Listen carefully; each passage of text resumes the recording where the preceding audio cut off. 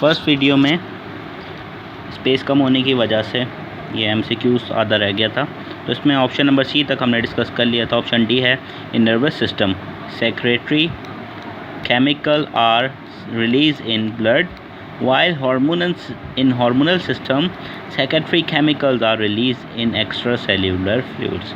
देखो इस ऑप्शन में क्या हो रहा है, नर्वस सिस्टम में इधर केमिकल बताए जा रहे हैं, केमिकल आर रिलीज्ड, और हार्मोनल सिस्टम में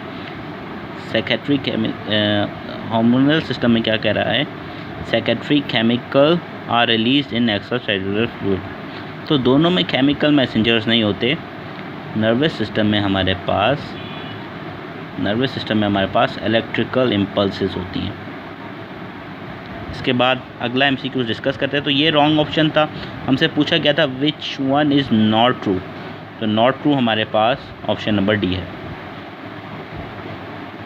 Juxtamedullary nephrons are present only in amphibians and fishes, amphibians and birds, birds and mammal and fishes। तो juxtamedullary nephrons उन ऑर्गेनिज़म्स में पाए जाते हैं जिनको पानी की ज़्यादा ज़रूरत होती है, जहाँ पानी रीअब्ज़ॉर्ब होने के लिए, जहाँ पानी की रीअब्ज़ॉर्प्शन ज़्यादा होनी चाहिए। तो उनमें से हमारे पास बर्ड्स और मैमल वो हैं जिनको पानी की ज़्यादा ज़रूरत होती है। नेक्स्ट क्वेश्चन है हमारे पास, which one is not involuntary function, breathing, pumping, skeletal muscle movement and blinking of eyes।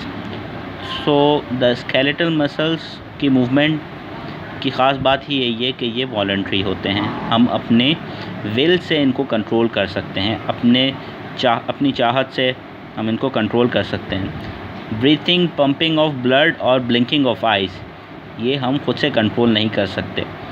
सो इसमें स्केलेटल मसल्स की जो मूवमेंट है वो इनवॉलंटरी मूवमेंट है, इनवॉलंटरी मूवमेंट नहीं है।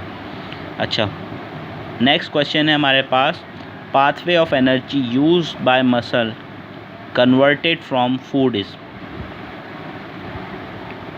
ये पाथवे पूछ रहा है एनर्जी की जो कि मसल्स में होती है। तो फूड सबसे पहले हमें देखना होगा कि सबसे पहले फूड होना चाहिए, तो फूड है सब में, सारे ऑप्शन में फूड है। उसके बाद ATP बता रहा है, डायरेक्ट ATP तो नहीं आता ऑप्शन नंबर 1 में, तो ये वैसे ही गलत हो गया। अच्छा, फूड के बाद डायरेक्ट ग्लाइकोजन भी नहीं बनता, फूड के बाद डायरेक्ट ग्लाइकोजन बनता है, उसके बाद ATP और क्रिएटिनाइन फॉस्फेट, ये भी ऑप्शन गलत हो गया। ग्लाइकोजन के बाद हमारे पास बनना चाहिए क्रिएटिनाइन फॉस्फेट, तो यहाँ ATP नहीं बनना चाहिए, तो इसका ऑप्शन सी सही है, फूड, उसके बाद ग्लाइकोजन, फिर क्रिएटिनाइन फॉस्फेट और उसके बाद ATP। So option number C correct है। अच्छा, डी को भी कंसिडर कर लेते हैं, फूड के बाद डायरेक्ट प्रोटीन में कन्वर्ट नहीं होता।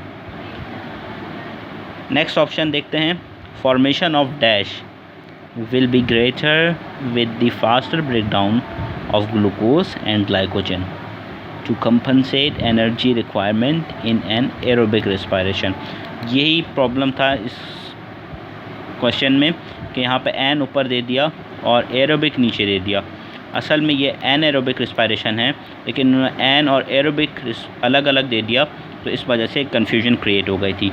तो formation of dash will be greater, क्या फॉर्म होगा ज़्यादा, जबकि faster break down of glucose हो, ग्लाइकोजन हो, ग्लूकोज और ग्लाइकोजन तेज़ी के साथ ब्रेक डाउन हो, टू कंपनसेट एनर्जी रिक्वायरमेंट।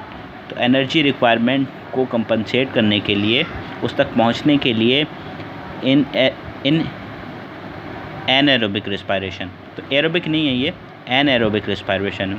तो एनारोबिक रेस्पिरेशन जब भी होती है तो वहाँ हमारे पास ऑक्सीजन की डेफिशिएंसी होती है, तो उसको कंपनसेट करने के लिए जो ग्लाइकोजन है या ग्लूकोज है वो कन्वर्ट हो जाता है लैक्टिक एसिड में और मसल को रैपिड एनर्जी प्रोवाइड करता है।